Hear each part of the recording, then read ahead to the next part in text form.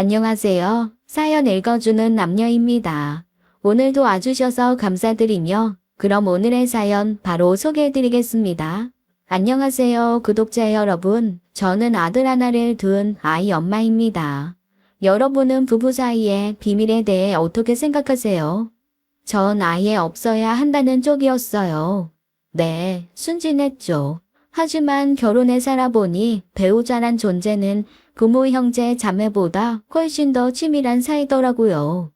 전 순진하게 언제 어떤 상황에서도 부부 사이에 비밀은 없어야 한다고 생각했어요. 물론 거짓말도 해선 안 되고요. 너무 단순했나요?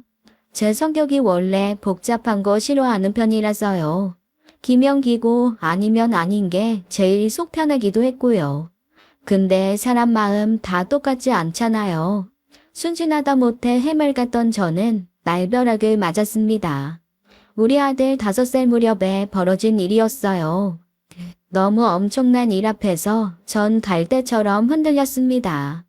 폭풍 후 한가운데 있던 시간이 지나가고 이제야 과거의 일을 돌아보게 되네요. 거두절미하고 말해볼게요. 전 남편이 바람 피운다고 확신했습니다.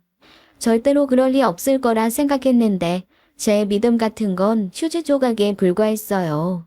이래서 사람들이 돈에 환장하는구나 뒤늦게 그런 생각도 했죠. 부동산 계약서나 눈에 보이는 금, 다이아몬드, 현금 그런 건 확실한 현물로 눈에 보이잖아요. 그런 거 아니면 아무것도 믿어선 안 되는구나 뒤통수 맞은 것처럼 얼얼했죠.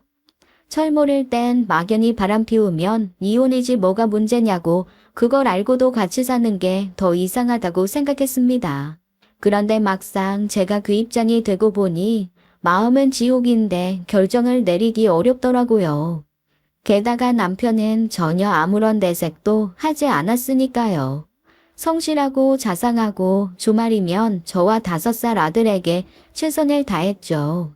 외식 나들이도 자주 했으니까요. 머리 좋은 사람이라 바람도 똑똑하게 피우는구나 그랬습니다. 7년 전에 우린 결혼했고 전 남편을 정말 좋아했어요. 남편은 소위 천재들만 가입하는 단체의 회원이기도 했습니다. 제가 남편에게 반한 건 명석함이었고 배려심과 따뜻한 마음도 그 이유였죠.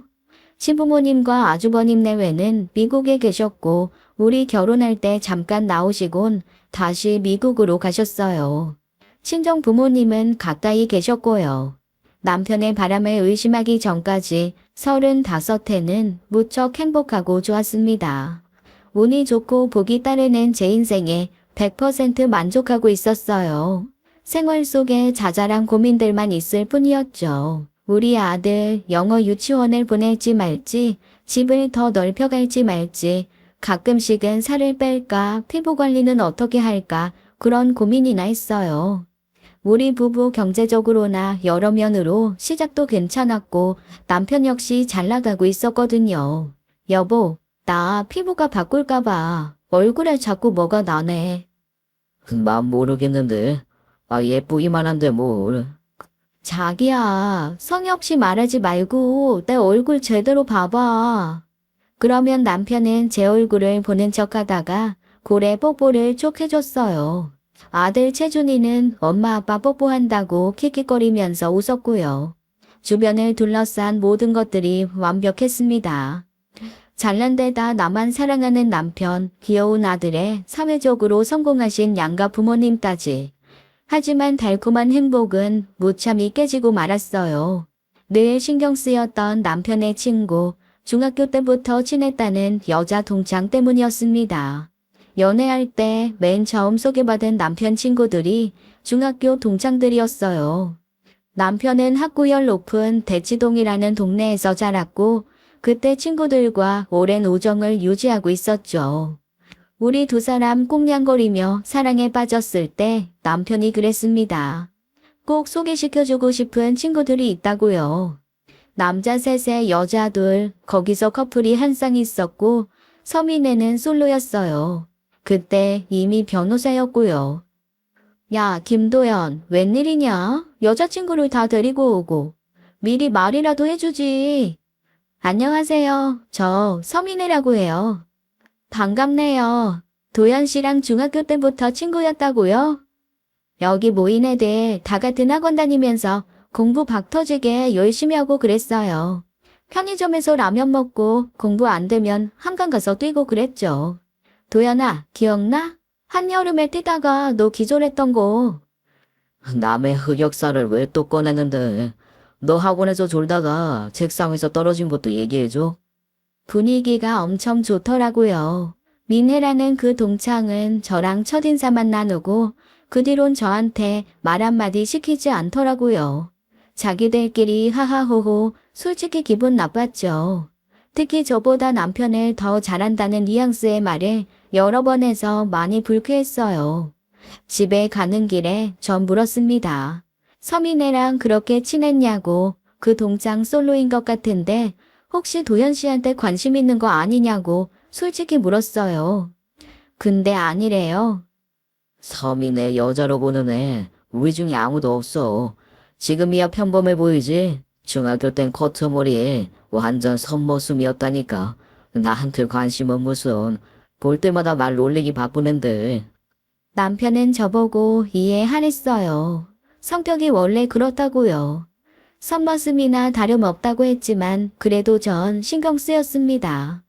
남편 역시 그 여자 동창의 식성, 성격, 취미까지 다 알고 있었어요.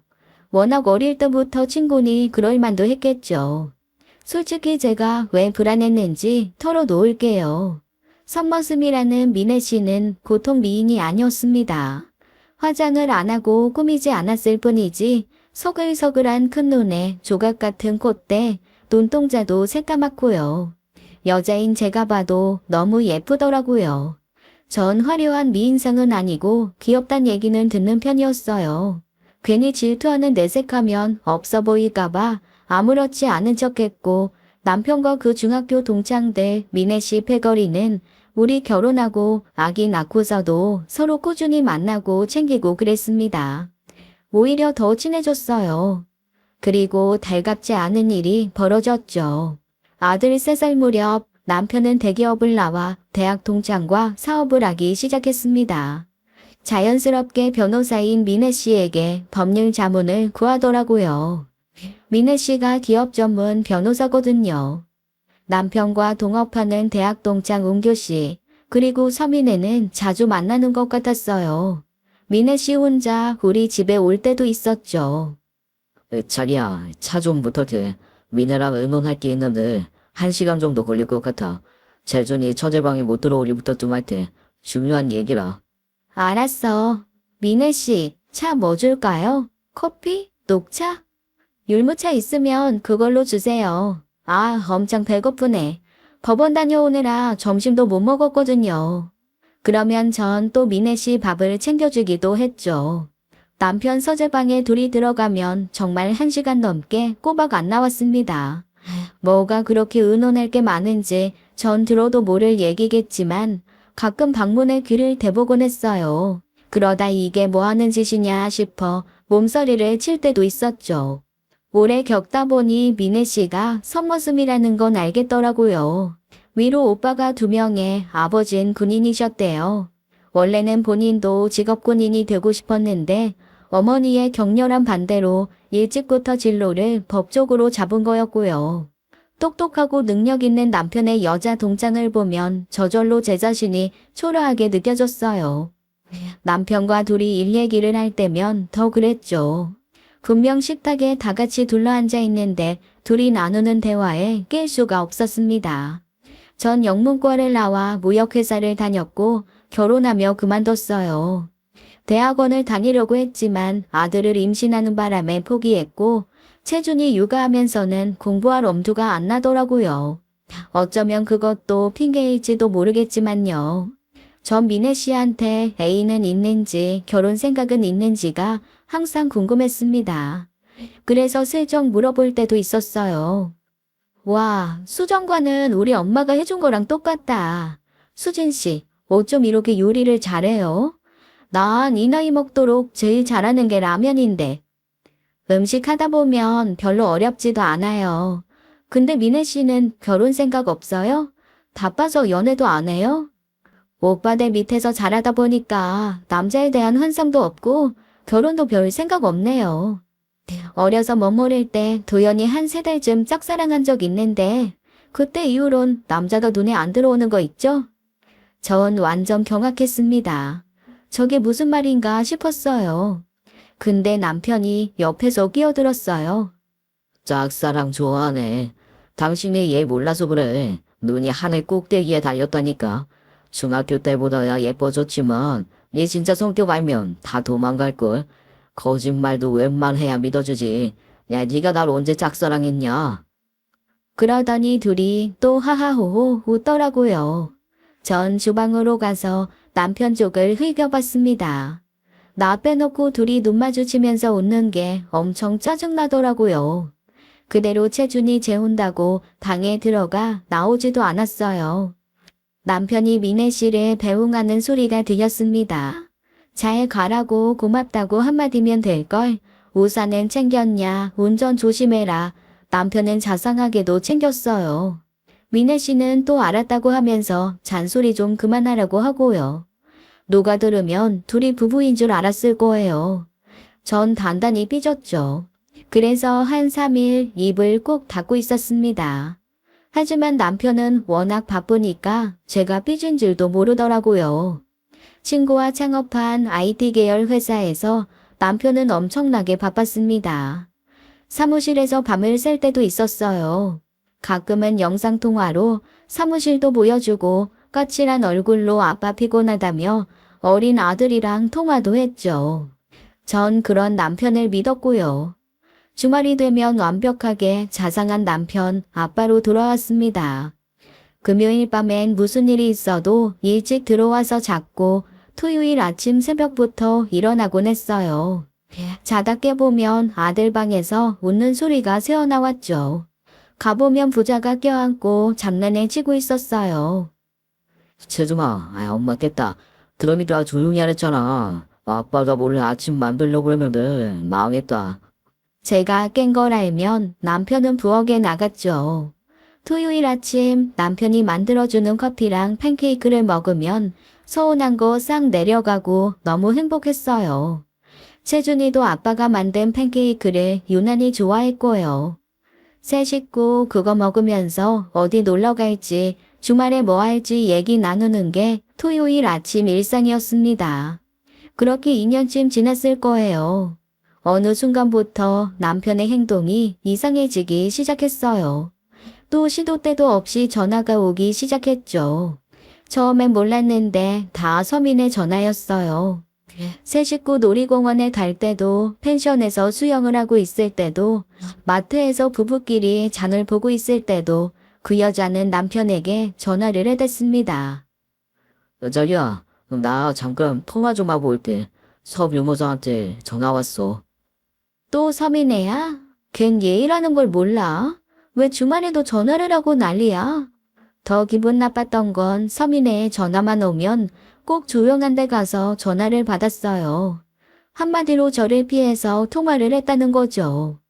왜 그렇게 둘이 자주 통화를 하는지 도대체 뭐 때문인지 하루는 작정하고 남편한테 물었더니 회사 일 때문이래요. 그 회사 일 나도 좀 알자고 했더니 또 설명을 해주더라고요. 통 알아듣지 못하니 더 약올라서 됐다고 했습니다. 전 친정엄마한테 고민을 털어놨어요. 채준 아빠 다 좋은데 딱 하나 걸리는 거 있다고요. 어려서부터 친구라는 능력 있고 예쁜 여자 동창이 있다. 일 때문에 자주 만난다고는 하는데 솔직히 신경 쓰이고 기분 나쁘다고 했죠. 전화도 시도 때도 없이 자주 한다고요. 설마 둘이 바람난 건 아니겠지 하니까 여동생이 나섰죠. 언니, 그쪽 그냥 넘기지 마. 여자의 직감은 동물적 감각 그런 거야. 뭔가 불안하니까 촉이 발동한 거 아니겠어? 형부도 남자 아니야. 한순간 흔들릴 수 있다고. 단속 잘해. 그랬더니 친정엄마가 펄쩍 뛰었습니다. 결혼도 안 해본 게 나선다고요. 여동생은 남자친구만 수차례 바꿔가며 연애를 하고 있었죠. 그런 경험으로 잡지사에 글도 쓰고 있었고요. 한마디로 연애 전문가였습니다. 전 동생 말에 혹했는데 엄마가 제 등을 찰싹 때리셨죠. 동시에 여동생도 맞았어요. 동시에 아프단 소리가 튀어나왔죠. 아파 엄마 왜 꼬집어? 으이구 한다는 얘기하고는 미진이 넌 들어가 있어.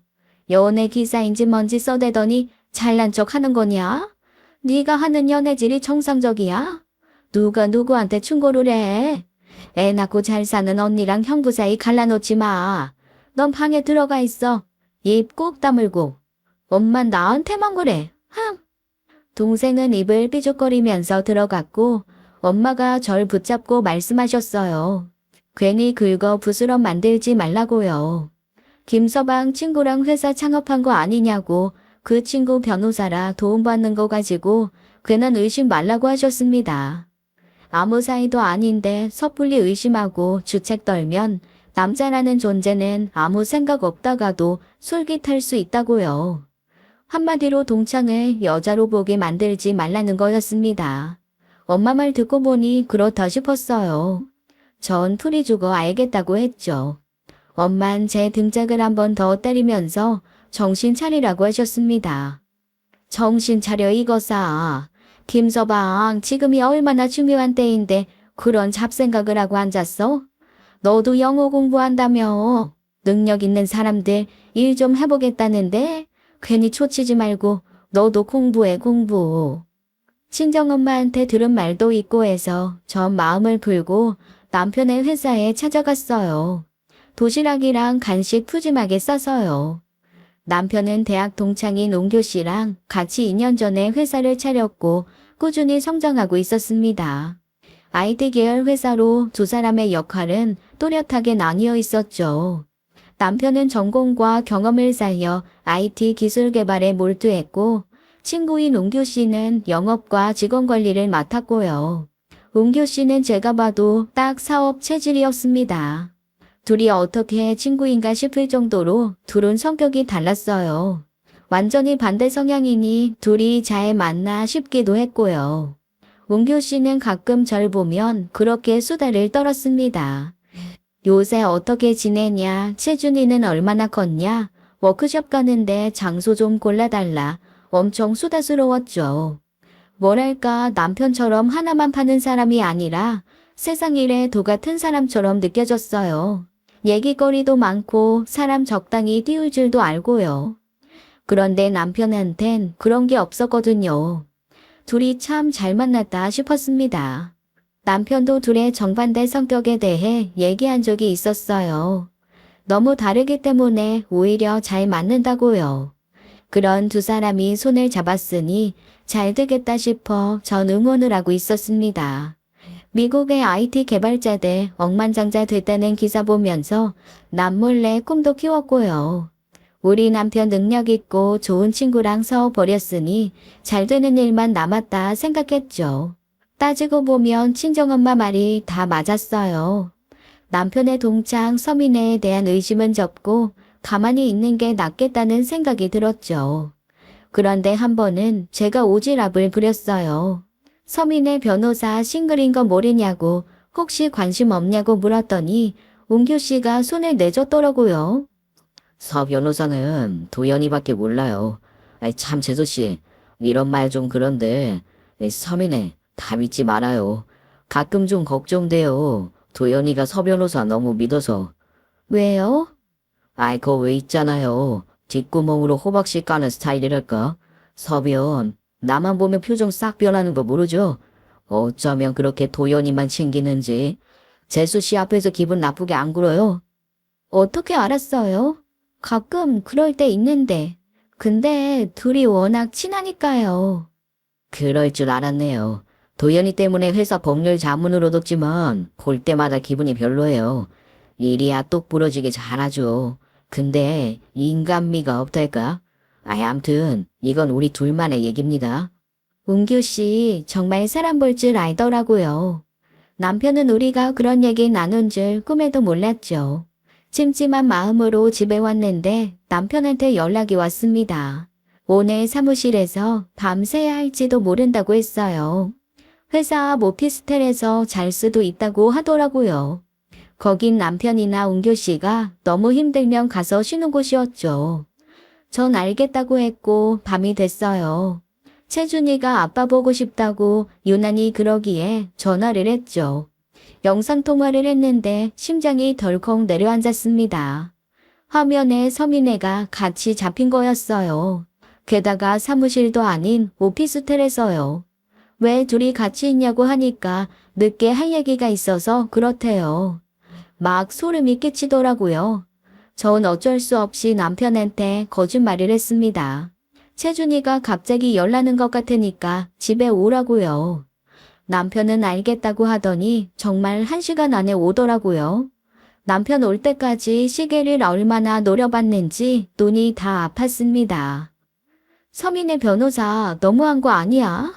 아니 당신 처신을 왜 그렇게 해? 이 밤중에 오피스텔에 둘이 왜 있어? 내가 서 변호사랑 약속한 거 깜빡 잊고 자러 간 거야. 그래서 걔가 거기로 온 거고 당신 전화 받고 우리도 바로 나왔어. 아, 왜 그래 자기야? 화났어? 그럼 화가 나지 않나겠어요? 전 엄청나게 화를 냈습니다. 서민애도 그렇고 당신도 이해할 수가 없다고요. 웅교 씨가 서민애 좋게 안 보는 거 알고 있냐고. 선 넘지 말고 적당히 거리 두고 지내지 않으면 가만히 안 있겠다고 화를 냈죠. 처음 그랬던 것 같아요. 남편은 당황하면서 알겠다고 기분 풀라고 했고 너무 피곤해 했습니다. 바로 씻고 자더라고요. 전 더 의심스러웠어요. 이런 체력으로 어떻게 야근을 하겠다고 한 건지 남편이 거짓말을 한 건 아닌지 의심돼서 잠도 안 왔죠. 남편의 핸드폰은 단단히 잠겨 있었어요.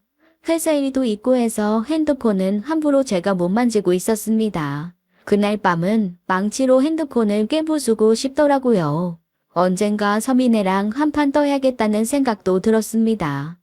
다음날 서민애 변호사 사무실 앞으로 찾아갔어요. 카페로 나오라고 해서 하고 싶은 말 다 했죠. 도대체 어제 왜 거기 있었냐고, 일적인 얘기면 사무실에서 하지 내 남편 자는 데는 왜 갔냐고 따졌습니다. 그랬더니 어이없어 하더라고요. 거기 있다길래 갔고 일 얘기만 했다면서요. 못 참겠어서 왔고 하고 싶은 말은 다 할게요. 미애 씨 성 넘는 거 알아요? 둘이 일 얘기만 하는지 아닌지 내가 어떻게 합니까? 우리 도연 씨 자상한 아빠고 남편인 거 미애 씨 다 알죠? 그래서 갖고 싶어요? 그런 거예요 혹시? 선 넘는 건 그쪽인 것 같은데요. 수진 씨 이러는 거 도연이가 알면 뭐라고 할까요? 오늘 만난 거 없던 일로 하죠. 일이 바빠서 이만 갑니다. 대답하고 가지. 도연 씨 넘보지 마. 내 남자고 우리 애 아빠야. 능력 있다면서 왜 유부남한테 질척거려? 일 얘기만 해. 사적인 감정 섞지 말고. 나 우습게 보지 마. 알았어? 전 서민애보다 먼저 그 카페를 나왔어요. 며칠 후 남편이 흘리듯 이런 말을 하더라고요. 미애가 좀 이상하게 군다나요? 전 속으로 생각했습니다. 그게 정상일 거라고요. 남편한텐 이렇게 말했어요. 남녀 사이에 친구 사이 가능하다는 말 난 안 믿는다고요. 내 신념이 그런 걸 어쩌겠냐고 했죠. 부인이 싫어하는 일은 하지 말아야 하는 게 유부남 필수 덕목 아니겠냐고 뭐라고 했습니다. 남편은 입을 꾹 다물더라고요. 그 후로 시간은 흘렀고 우리 부부 그리고 웅규 씨 커플이 함께 저녁을 먹은 적이 있어요. 그런데 웅규 씨 애인 고통 여자가 아니었습니다. 무슨 마케팅 부장이라고 하더라고요. 경력이 보통 화려한 게 아니었어요. 유학파의 유명한 회사의 마케팅 부서를 거쳤더라고요. 걸치고 나온 옷도 다 명품에 외모도 엄청났습니다. 저도 잘 꾸미고 나왔지만 그 화려함에 될 건 아니었죠. 게다가 엄청 교양을 떨더라고요. 그래서 집에 계신다고요? 자기 개발 안 하세요? 네, 영어 공부하고 있어요. 대학원 갈까 하고요. 대학원요? 그냥 아기 열심히 키우는 게 낫지 않아요? 한꺼번에 여러 일 하는 거 아무나 하는 거 아니잖아요. 말을 거침없이 하더라고요. 그러면서 자긴 결혼해도 절대 일을 놓지 않을 거래요. 터지고 싶지 않다나요? 엄청 불쾌하더라고요. 자긴 잘 나간다 이건가, 날 깔보나 이런 생각도 들고요. 가만히 있던 남편은 저 부지런한 사람이라고 독서도 좋아하고 영어도 이미 잘한다고 칭찬을 해줬지만 기분 나쁜 티가 분명히 났어요. 집에 오는 길에 차 안에서 그러더라고요. 앞으로 그 여자 볼 일 없을 거라고요. 은규 씨가 하도 커플끼리 밥이나 같이 먹재서 나간 자리라면서 오늘 일은 그만 잊어버리래요. 그 씁쓸한 표정이 내내 마음에 걸리더니 기어이 진실이 밝혀졌죠. 은규 씨 애인 알고 보니 술집 여자였어요. 정말 깜짝 놀랐습니다. 초저녁 강남의 한 카페에서 친구랑 밥을 먹고 있었어요. 통유리 창으로 밖이 훤히 다 보이는 곳이었죠. 맞은편 커다란 빌딩 한쪽에 지하로 내려가는 입구가 있었어요. 상가명도 뭐 하는 데인지 모르게 애매하게 돼 있더라고요. 그런데 검은 리무진이 그 앞에 도착하더니 시장한 여자들이 우르르 내려 거기로 들어가는 거였어요. 화장이나 옷차림새가 예사롭지 않아서 저절로 눈이 갔습니다. 놀랍게도 은규 씨 여자친구도 있었어요. 워낙에 늘씬하고 이뻐서 길 건너에서 봐도 알아보겠더라고요. 무슨 마케팅 회사가 저런 데 있나 싶어 이상했는데 친구가 말을 꺼냈습니다. 너 저기 아가씨들 들어가는 거 보여? 새까만 외제차 줄줄이 들어오고 여자들 지금 막 내리잖아. 우르르 들어가는 거 보이지? 그러게 너무 이상하다. 저기 뭐 하는데요? 방금 나 아는 사람도 봤어. 마케팅 회사 다닌댔는데 이상하다. 어머머, 진짜야? 저기 단란한 주점이야. 술집. 마케팅 회사 좋아하네. 술집 다니면서 거짓말한 거네. 어떻게 하는 여자인데? 당장 끊어. 질 나쁜 여자야. 너무 황당했죠. 술집 다녀놓고 마케팅이 어떻네, 일하는 여자가 어떻네, 그렇게 잘난 척을 했다니 뒤로 넘어갈 지경이었어요. 너무 찜찜했습니다. 둘이 엄청 친하고 동업자인데 은규 씨 저런 데 다니는 거 남편이 아는지 모르는지 확인을 해야겠다 싶었죠. 전 퇴근한 남편한테 물었습니다. 은규 씨 이상한 술집 다니는 거 아냐고요. 그 사람 애인 초저녁에 봤다고 마케팅 회사니 뭐니 하는 거 다 거짓말인 것 같다고 했죠. 남편은 어두운 표정으로 안다고 하더라고요. 하루라도 빨리 그런데 끊으라고 했는데 그것도 중독인지 버릇을 못 고치는 것 같대요. 저녁 식사 자리에서 은규 씨 애인이라는 여자가 거짓말하는 것도 다 알고 있었대요. 전 은규 씨에 대한 믿음이 완전히 깨졌습니다. 충격이 말도 못했죠. 전 남편한테 다짐을 받았어요. 그런데 따라가면 절대 안 된다고요. 남편은 그럴 일 없다고 저를 다독였죠. 원하면 휴대폰에 위치 추적 달아도 된다고 하면서요. 은규 씨 겉은 멀쩡하고 잘생겼는데 사고방식이 영 아니더라고요. 남편이랑 친하다니 괜찮은 사람인 줄 알았는데 완전히 바닥이었습니다. 하지만 은규 씨 취미생활은 더러워도 사업 수완은 확실히 있더라고요. 회사는 꾸준히 성장하고 있었고 남편이 개발한 기술, 영업력 발휘에서 사업을 일으키는 솜씨가 고통이 아니었어요. 회사가 크는 게 제 눈에도 보였습니다. 그럴수록 남편의 변호사 동창 민혜 씨와의 만남도 잦아졌고요.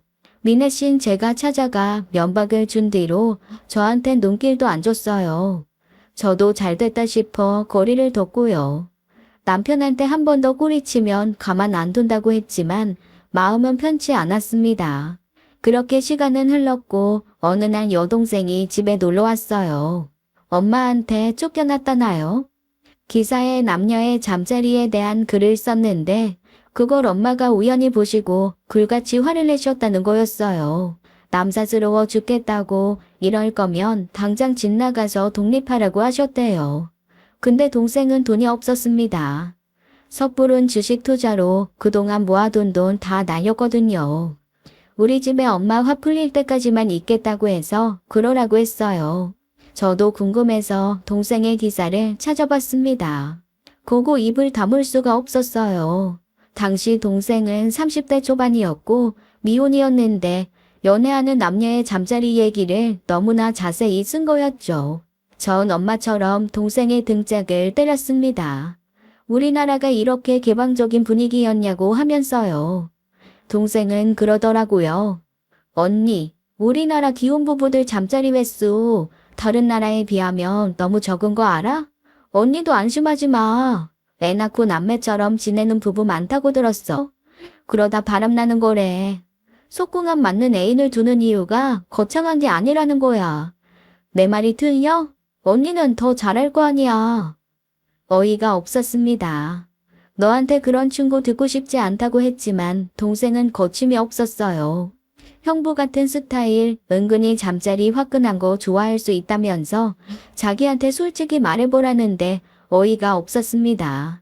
전 못하는 소리가 없다고 나무랐지만 동생은 자기 말 좀 들어보래요. 체중이 웬만큼 컸으니까 둘이 여행도 가고 색다른 경험도 해보고 그러라나요? 삭막하게 살지만 말라면서요. 미혼 동생이랑 별 얘기를 다 해본다며 저 혼자 얼굴이 새빨개졌죠. 사실 목에 가시가 걸린 것처럼 깨름직했습니다. 남편은 평일에 일에 파묻혀 회사에서 안 들어오는 날이 많았고 영상통화를 하긴 해도 솔직히 뭐 하는지 제가 속속들이 알 수가 없잖아요. 동창 서민의 일도 걸렸고요. 그때쯤 우리 부부 잠자리도 뜸해지고 남편은 피곤해 지쳐 자기 바빴죠. 잘 때도 보면 식은땀을 그렇게 흘리고 지쳐 보였어요. 힘들어 보여서 영양제니 보약이니 알아보고 있었습니다. 병원에 가보자고도 했고요. 그랬더니 남편, 안 그래도 병원 다녀왔다면서 저한테 걱정 말래요. 건강 잃으면 다 잃는 거라고 자기도 신경 쓰고 있다면서요. 출근 전에 운동도 하고 인스턴트도 피한다고요. 그래도 야근한다고 하면 걱정부터 앞섰고요. 5살 아들 때문에 쉽게 가보지도 못하고 늘 걱정이었어요. 그날 밤 여동생은 저한테 그랬습니다. 언니, 형부 야근할 때 찾아간 적 없지? 형부 일하느라 출출할 텐데 한번 가봐. 연락하지 말고 몰래. 내가 채준이랑 잘 테니까 걱정 말고. 채준아, 이모랑 놀다가 자자. 동생 얘기에 가보기로 마음먹었죠. 샐러드 건강즙도 좀 챙기고요. 차를 몰아 남편 회사로 가는데 가슴이 두근거렸습니다. 초저녁에 실은 남편한테 오늘은 일찍 들어오면 안 되냐고 문자를 보냈었어요. 그냥 기분이 별로 안 좋다고요. 하지만 남편은 먼저 자라고 오늘은 도저히 못 들어간다고 했고 기분이 나쁜 와중에 동생이 집에 온 거였죠. 전 남편 회사에 도착했지만 일부러 연락 안 하고 올라갔습니다. 분명 7층 가장 안쪽이라고 했고 복도를 돌아 걸어 들어갔는데 너무 이상한 소리를 듣게 됐어요. 어두운 가운데 불빛이 새어나오는 곳은 가장 안쪽 남편의 사무실 쪽이었어요. 분명 그곳에서 나는 소리였고 신경이 곤두섰죠. 소름 끼치기 이상한 소리였어요. 끙끙 앓는 소리인 것도 같았고 우는 소리 같기도 했죠. 생전 듣지 못한 소리에 전 발걸음을 멈췄습니다. 숨도 제대로 못 쉬겠더라고요. 가만히 들어보니 흐느끼는 소리는 여자였어요. 사무실엔 남편 혼자 있어야 하는데 이게 무슨 일인가, 내가 회사를 잘못 찾아왔나, 순간 헷갈렸죠. 전 신발을 벗고 맨발로 복도를 걸어갔습니다. 본능적으로 발소리를 들키면 안 될 것 같았어요. 사무실 앞에는 분명 내 남편의 이름 석자가 붙어 있었습니다. 그 이상한 소리는 분명 사무실 안에서 흘러나오더군요. 도망치고 싶었지만 그럴 순 없었어요. 용기를 내 전 문 손잡이를 잡고 확 열었습니다. 그리고 보게 된 광경에 전 할 말을 잃고 말았어요. 책상 앞 소파에 남녀가 부둥켜 앉고 있더라고요. 남편과 중학교 동창 서민애였습니다. 뭐 하는 짓들이야 지금? 전 당장 달려가 둘 사이를 떼어놨어요. 눈앞이 캄캄하면서 피가 거꾸로 솟는 것 같았죠. 그런데 뭔가 이상했어요.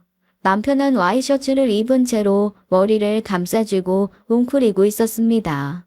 서민애가 그런 남편을 안고 울고 있었고요. 남편은 고통에 못 이겨 소리를 지르는 것 같았어요. 그래도 전 둘이 쇼를 한다고 생각했습니다. 이상한 짓 하다가 제가 오니까 둘이 짜고 연기를 하는 것 같았죠. 전 몸을 돌려 다짜고짜 서민의 뺨을 날렸어요.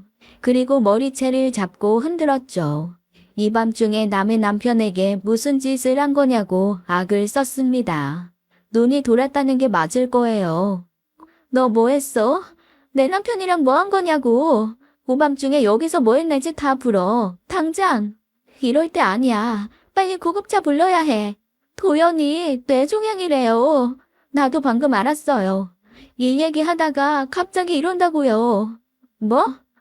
뇌종양? 급기야 남편은 구토를 하기 시작했습니다. 몸을 만지자 남편의 팔다리가 뻣뻣하게 굳어갔어요. 왜 그래 여보? 왜 그래? 그 사이 서민애는 구급차를 불렀고 전 정신없이 남편 이름만 불렀던 것 같아요. 곧 병원에 도착했고 충격적인 얘기를 듣게 됐습니다. 서민애의 말은 거짓말이 아니었어요. 남편은 회복 가능성이 없는 뇌종양에 걸린 상태였습니다. 이미 모든 걸 남편은 알고 있던 상태였고요. 마른 하늘의 날벼락도 이런 날벼락이 없었죠. 치료할 수가 없다니 이게 무슨 말인가. 의사들이 하는 말이 외국어도 아닌데 전혀 알아들을 수가 없었습니다. 정신을 가다듬고 무슨 일인지 이해를 해보려 노력했어요. 난 분명 불륜 현장을 잡았다고 생각했는데 어떻게 돌아가는 상황인지 기가 찼습니다. 전 울고 있는 서민애를 붙잡고 물었죠. 남편 상태를 언제부터 알았냐고요. 그랬더니 자기도 오늘 알았대요. 남편이 자신의 몸 상태와 이원장 얘기를 꺼내 충격을 받았는데 갑자기 통증이 심하다며 머리를 감싸쥐더랍니다. 너무 놀라 남편을 안아주는 것밖에는 할 수 있는 게 없었대요. 그때 제가 들이닥쳤고요. 전 할 말을 잃었습니다. 온몸이 벌벌 떨리고 이게 꿈인지 생신지 분간도 안 됐어요. 그러나 제 현실 감각은 남편으로 인해 돌아오게 됐죠. 응급실에서 조치를 받고 한참 후에 깨어난 남편이 제게 비수를 꽂는 얘기를 꺼냈어요. 수진아, 잘 들어. 나 얼마 안 남았대. 미안하다. 지금 무슨 말을 하는 거야? 미안해 하지 마. 이거 다 거짓말이야. 당신 나한테 어떻게 이래? 아니야. 당신 안 죽어. 하지만 남편은 저한테 현실을 받아들이라고 채준이를 위해서라도 침착하라고 정신 차리라고 했습니다. 현실을 부정할 때가 아니라고요. 전 당신 포기 못한다고 매달렸어요. 난 지금까지 아무것도 몰랐는데 이럴 순 없다고 당장 다른 병원 가보자고 매달렸죠. 일이 이 지경이 되니까 제가 했던 의심이 하찮게만 느껴졌어요. 아픈 사람을 두고 바람이라니. 이런 사람을 두고 의심을 했다니.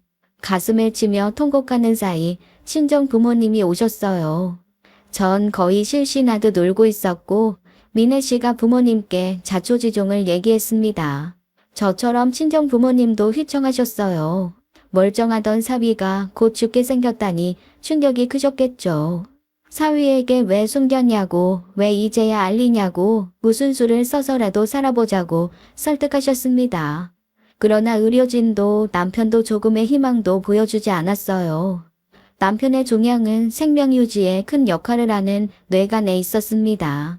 수술을 하다가 사망할 위험이 커서 사실상 치료가 불가능하다고 들었어요. 적초를 할 수가 없으니 6개월 시한부 선고를 받은 거였죠.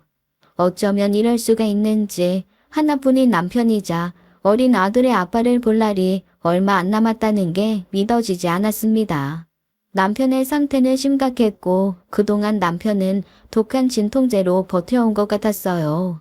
평일에 사무실에 살다시피 했던 건 그런 모습을 들키기 싫어서가 아니었을까요? 그동안 남편은 초인적인 힘을 발휘했던 거였어요. 주말에 아들과 함께 있을 때 자꾸 동영상을 찍으라고 했던 게 떠올랐습니다.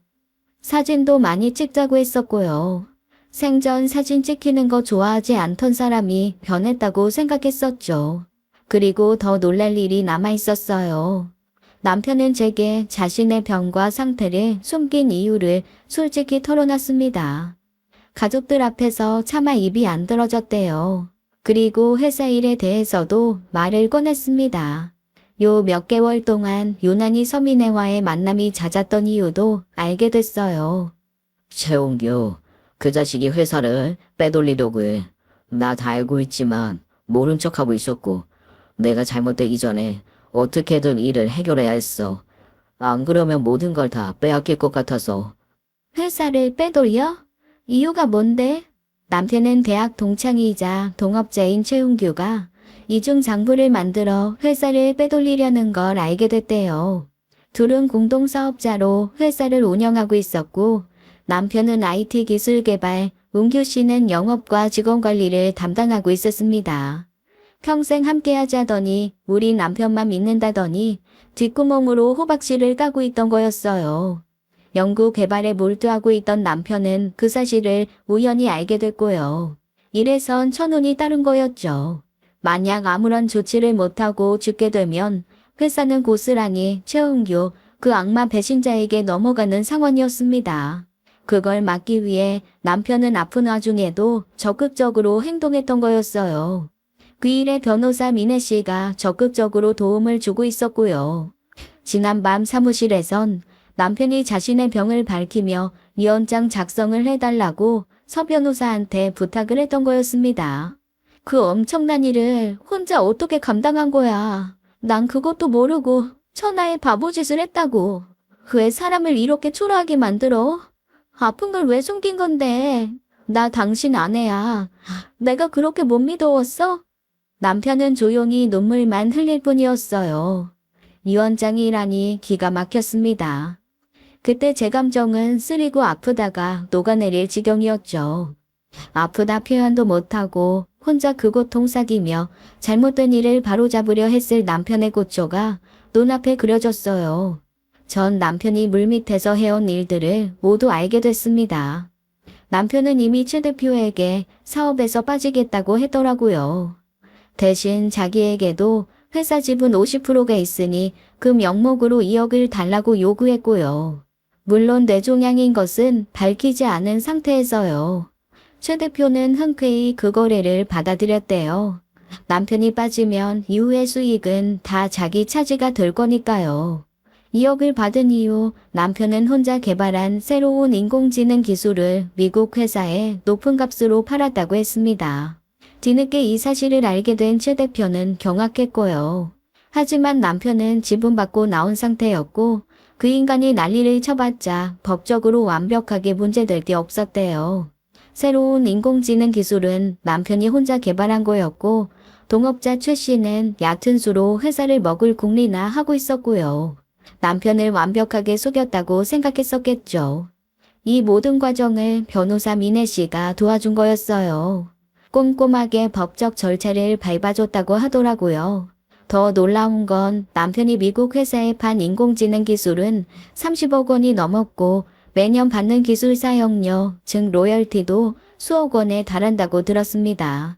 최 대표 그 인간이 회사 차지할 생각 아니었으면 이 모든 수익 나눌 수 있었겠지만 이미 물 건너간 뒤였죠. 남편은 자신이 죽기 전에 큰돈이 생겨 다행이라고 생각했대요. 그 정도면 자신이 없어도 저랑 채준이가 잘 살 수 있을 거라 안심됐대요. 돈이 문제가 아니었습니다. 그 돈 다 주고서라도 남편을 살릴 수 있다면 그렇게 하고 싶었어요. 하지만 남편은 제 손을 잡으며 이렇게 말했습니다. 채준이 잘 부탁한다고요. 또 죽음이 두렵다기보다 잊혀지는 게 두렵대요. 어린 아들이 아버지 기억 못하는 게 가장 두렵다고 함께 찍은 놀이사진, 동영상 잘 간직하고 있다가 한 번씩 채준이가 아빠 찾을 때 보여주라고 했습니다.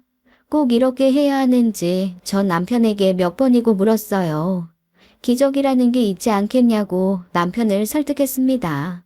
하지만 남편은 이미 마음 정리를 다 했더라고요. 너무나 야속하고 기가 막혀 전 어찌 해야 할 바를 몰랐고요. 며칠 후 모든 사실을 알게 된 최 대표가 우릴 찾아왔어요. 누가 배신자 아니랄까봐 아주 뻔뻔스러웠습니다. 남편이 병중이라는 사실을 알면서도 말을 참 싸가지 없게 하더라고요. 이번 도의적으로 도연이가 너무한 겁니다.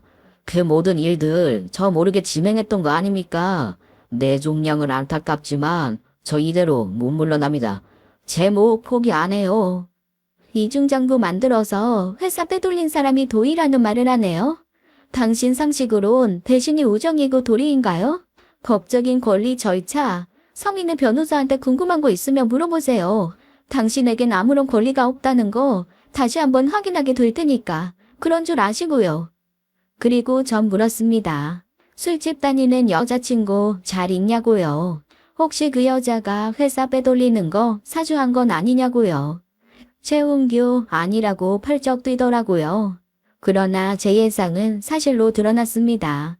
최 대표는 술집 출신 여자한테 푹 빠져 헤어나오지 못하고 있었고 둘이 아주 회사를 말아먹을 작정을 했더라고요. 한때는 좋게만 보였던 최은규의 말솜씨, 센스 같은 것들이 한없이 천박하게만 느껴졌죠. 자신에게 떨어질 몫이 없다는 걸 알고 최은규는 우리 시야에서 사라졌어요. 돈밖에 모르는 인간이었고 남편 병의 위중함을 알면서도 걱정 한마디 하질 않더라고요. 남편은 이미 최 대표에 대해 정리를 한 듯 한마디도 보태지 않았습니다. 떠올리기만 해도 싫은 것 같았어요. 기정한 인간 어쩌면 그럴 수 있는지 생각할수록 치가 떨렸습니다. 미국에서 급히 들어온 아주버님은 그 얘기를 듣더니 최 대표한테 쫓아간 것 같았어요.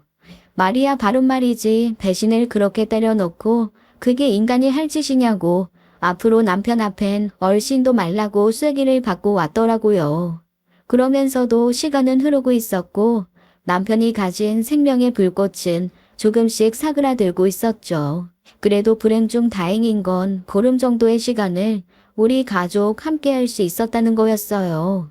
채준이는 아빠가 왜 회사를 안 가는지, 아픈데 왜 병원에 안 가는지 궁금해했어요. 그럴 때마다 남편은 다정하게 채준이를 보면서 대화를 나눴습니다. 아빠 걱정하지 말라면서요. 채준아, 뭐든 잘하지 않아도 괜찮아. 잘하고 좋아하는 일 최선을 다하면 되는 거지. 아빠 말 기억할 수 있지? 사랑해 우리 아들. 무정하게 가는 시간에 붙잡고 싶었지만 남편의 고통은 더해져갔고 받아들이기 힘든 그날이 왔습니다. 전 하루하루 간절한 심정으로 기적을 바라고 있었어요.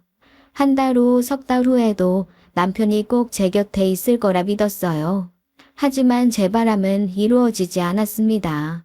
한밤중 남편은 호흡곤란으로 병원에 실려갔고 36해의 시간을 열정적으로 살던 그는 결국 세상을 떠나고 말았어요.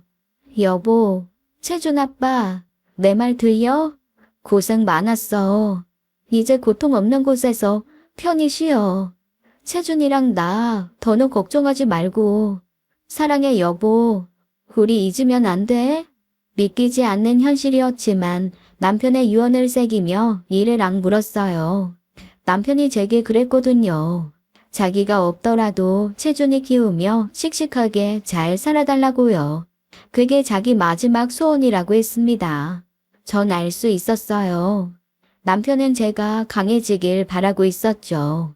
의지 굳고 씩씩한 엄마가 되길 바라는 것 같았어요. 아빠의 빈자리 제가 다 채울 수 없어도 최선을 다하겠다고 남편에게 약속했습니다. 죽음이 뭔지도 모르는 채준이는 빈소에서도 얌전히 잘 있었어요. 영정사진 보면서 아빠 어디 갔냐고 찾으면 모두가 할 말을 잃었습니다. 안타까운 소식을 듣고 가족, 친척들, 남편의 친구들이 모두 찾아와 줬어요. 미애 씨와 중학교 동창들도 3일 꼬박 저와 함께 해줬고요. 남편이 눈 감기 전 미애 씨에게 정중하게 사과를 했습니다. 지난번 오해하고 심한 말 한 거 정말 미안하다고요. 앙금 있다면 풀어달란 말 못하겠지만 진심으로 미안한 마음만은 알아달라고 했습니다. 미애 씨는 제 손을 잡으면서 그렇게 말해줘서 고맙다고 앙금 남은 거 없다고 하더라고요. 그동안 알게 모르게 자기 때문에 속 썩은 거 있을 텐데 오히려 미안하다고 울었습니다. 생각해보면 남편이 눈 감기 전 중학교 동창들이 왔을 때 참 행복한 표정을 지었던 것 같아요. 끝까지 좋은 추억 남겨준 남편의 친구들에게 너무 고마운 마음이 들었습니다. 장례식을 치르며 시부모님은 감당 못할 상황에 힘들어하셨고 어머닌 결국 입원하게 되셨어요. 모두에게 힘든 시간이었죠. 남편 장례식 끝내고 처음 집에 온 날이 기억나네요. 친정 부모님과 여동생이 채준이를 안고 함께 들어왔는데 억지로라도 버텼어야 했는데 무릎이 푹 꺾이더라고요. 그대로 안방에 가 통곡을 하고 울었습니다. 신혼 때부터 살았던 이 집에 이제 남편은 돌아올 수 없다는 걸 받아들일 수가 없었어요. 신혼사진 속의 남편은 저렇게 멋진데 여전히 나를 보고 웃고 있는데 더 이상 함께할 수 없다니 미칠 것 같았습니다. 여보, 나 혼자 어떻게 살라고. 이렇게 빨리 가버리면 어떡해. 침대에 쓰러지도 놀다 잠들었고 깨보니 친정 부모님은 가셨더라고요. 아들은 제 여동생과 놀고 있었습니다. 동생이 끓여준 죽을 앞에 놓고 넋놓고 있는데 채준이가 다가와 엄마 먹으라고 숟가락을 대신 들더라고요. 알았다고 대답을 하려는데 목이 메어 혼났습니다. 아들 앞에선 더 이상 슬퍼하는 모습 보이고 싶지 않았는데 절망이 깊으니 마음대로 안 되더라고요. 제 동생은 아들에게 동영상을 틀어준다고 했고 이것저것 누르다 노트북에 저장해둔 영상을 틀었습니다. 남편이랑 아들이 연을 만들고 날렸던 그날의 영상이 흘러나왔죠. 그리운 남편의 목소리, 잊으려야 잊을 수 없는 그 목소리를 듣고 있자니 오히려 마음이 차분해지더군요. 저은 죽을 조금씩 먹기 시작했습니다. 채준이가 아빠 어디 갔냐고 이모한테 묻더라고요. 앞으로 제가 할 일이 태산같이 쌓여 있었습니다. 우리 아들 앞으로 저 질문을 얼마나 많이 하게 될까요? 전 죽 한 그릇을 다 비웠습니다. 그날 밤 여동생은 채준이를 재우고 저한테 오더라고요. 언니, 미안해. 내가 그동안 뭣도 모르고 까불었지? 형부 끝까지 존경스러웠어. 바람이라니. 요 방정 맞은 입이 문제였지. 언니, 나 용서해 줄 수 있어? 미안해. 잘못했어. 동생은 나름대로 죄책감을 갖고 있더라고요. 병과 싸우면서도 가족을 위해 끝까지 애를 쓴 형부의 노력. 너무 대단하고 자긴 아무것도 몰랐다면서 많이 울었습니다. 사위 아들을 잃고 양가 부모님 모두 망연자실하셨어요. 장성의 가정까지 꾸린 아들 앞서 보내야 하는 시부모님 심정도 오죽했을까요. 건강이 상해 미국으로 돌아가시는 것도 힘들어 하셨습니다.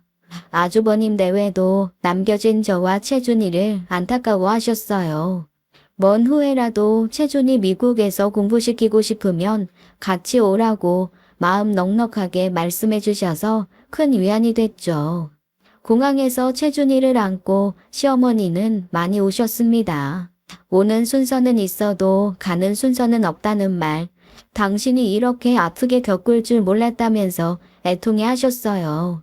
그러면서 남편이 준비했던 모든 일들에 대해 이렇게 말씀하셨습니다. 도연이답다. 어릴 때부터 그렇게 책임감이 강했어. 저 자식 어떻게든 걱정 없이 살게 하려고 그랬구나. 세아가 힘들겠지만 채준이 보면서 하루하루 견뎌보자. 불쑥 떠나고 싶으면 미국으로 와도 돼. 너만 괜찮으면. 내 어머니 건강 살피세요. 아버님, 채준이 데리고 한번 가겠습니다. 시부모님 가신 뒤에 또 한 번 마음의 파도가 쳤습니다. 남편을 통해 이어진 가족의 연이 절반쯤 떨어져 나간 것 같았어요. 그래도 채준이가 있어 참 다행이었죠. 얼마나 손주가 그리우실지, 언제쯤 찾아뵐 수 있을지 그땐 기약이 없었기 때문에 더 힘들었던 것 같아요. 친정 부모님은 아이 데리고 들어와라. 네가 혼자 어떻게 애를 키우니 걱정이 많으셨죠. 북적북적한 외갓집에서 채준이 크는 게 오히려 좋지 않겠냐며 절 오랜 시간 설득하셨어요. 그렇잖아. 아빠도 수시로 찾을 텐데. 그럴 때 뭐라고 할래? 우리 있고 이모도 있는 게 훨씬 낫지. 그럼 딱 1년만 엄마 신세 좀 질게. 친정엄만 잘 생각했다며 마음 놓인다고 하셨어요. 왜 1년이냐고 더 있어도 된다고 하셨지만 전 아들과 함께 홀로 서기를 준비해야 한다고 생각했죠. 새 식구 살던 집 정리하고 친정으로 들어갔습니다. 거기서 몸과 마음 추스르면서 앞으로 어떻게 살지 열심히 고민했어요. 남편 보내고 난 뒤 전 좀 변했습니다. 예전에 제가 아니었어요.